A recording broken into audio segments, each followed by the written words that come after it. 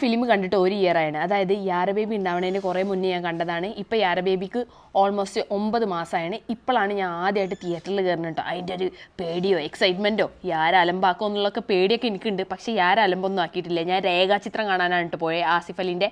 അപ്പോൾ ദാ പടം തുടങ്ങി രേഖാചിത്രം. പടം കഴിഞ്ഞാൽ കൂളായിട്ട് കണ്ടില്ലേ? Very good girl യാര.